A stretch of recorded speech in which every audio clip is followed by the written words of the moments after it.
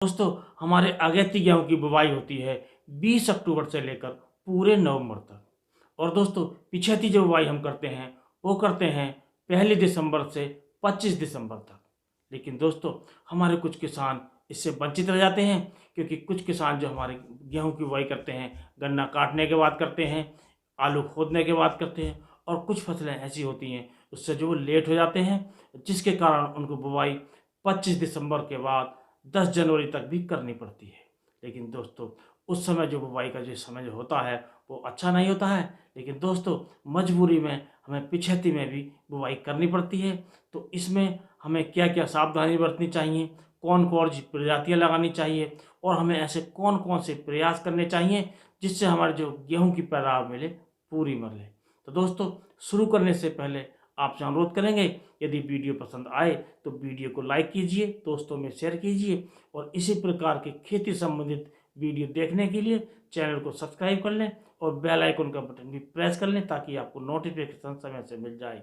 तो दोस्तों, जब हम ज़्यादा पिछैती गेहूँ बोते हैं तो उसके लिए हमें कुछ विशेष प्रजातियों का चयन करना चाहिए।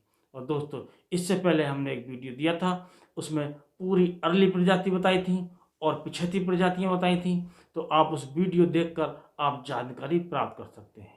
यदि आप ज़्यादा लेट हो गए हैं तो आपको ये प्रजातियाँ बोनी चाहिए, जिसमें WR 544, हलना K 7903, इस प्रकार की जो प्रजातियाँ हैं आप ज़्यादा लेट बो सकते हैं, क्योंकि दोस्तों ये प्रजातियाँ बहुत कम समय में आ जाती हैं और इनकी जो बढ़वार होती है वो अच्छी हो जाती है, क्योंकि दोस्तों उस बाद में जो समय बचता है वो कम बचता है, और ये प्रजातियाँ कम समय में ज़्यादा लंबाई इनकी हो जाती है, यानी कि पूरी लंबाई हो जाती है। क्योंकि दोस्तों, यदि हम अर्ली प्रजाति इस समय बो देते हैं तो उन प्रजातियों की जो लंबाई है वो कम रह जाती है और उनका उत्पादन भी हमें अच्छा नहीं मिलता है। तो आप इन प्रजातियों को बोकर अच्छा उत्पादन ले सकते हैं। अब दोस्तों, बात आती है इसमें हमें क्या क्या सावधानी बरतनी चाहिए, क्या क्या उपाय करने चाहिए कि हमें इनसे ज़्यादा पैदावार मिले। तो दोस्तों, यदि हम लेट हो जाते हैं तो हम इन प्रजातियों का जो बीज है, थोड़ी बीज की मात्रा बढ़ा देनी चाहिए।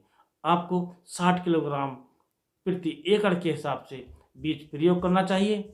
और दोस्तों, बीज को जल्दी जमाव के लिए आप 10 से 12 घंटे आप पानी में डालकर इसे बो सकते हैं। उसके बाद इसे छाया में सुखाकर अपने बीज को बोना चाहिए। यदि हम ऐसा कर लेते हैं तो ये बीज हमारा जल्दी जमाव होता है, जिसके कारण हमारा जो गेहूँ है करीब 1 हफ्ते का असर पड़ जाता है, यानी अगैती हो जाता है। इससे हमें जो पैदावार मिलती है वो ज़्यादा मिलती है, क्योंकि दोस्तों जब हमारा गेहूँ पिछैती हो जाता है तो उसमें एक एक दिन का भी पैदावार पर फर्क पड़ता है। तो इसलिए इस प्रकार हम अपने गेहूँ को बोकर ज़्यादा उपज ले सकते हैं। लेकिन दोस्तों, इस प्रकार के बीज को हमें हाथ द्वारा ही बुवाई करनी पड़ती है, यानी कि हम मशीन में इस बीज को प्रयोग नहीं कर सकते, क्योंकि ये बीज फूल जाता है, जिसके कारण ये बीज हमारे मशीन में चलने से कटने का भय रहता है।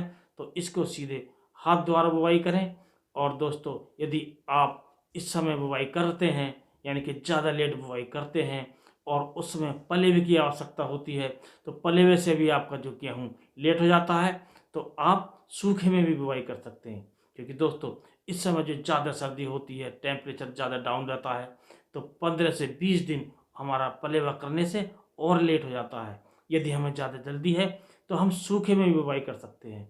लेकिन दोस्तों, इस प्रकार के गेहूँ बोने में, यानी कि सूखे में बोने में, हमें तुरंत पानी देना होता है, जिसके कारण हमारे खरपतवार जल्दी उगाते हैं। इनका हमें विशेष ध्यान देना चाहिए और खरपतवार नाशकों का प्रयोग करके हमें खरपतवारों को नष्ट करना चाहिए, ताकि ये जो खरपतवार हैं हमारी फसल को ज़्यादा प्रभावित ना कर सकें और हमें जो पैदावार मिले वो बम्पर मिले। तो दोस्तों, इस वीडियो को यहीं समाप्त करते हैं। अगले वीडियो में फिर मिलेंगे। नमस्कार।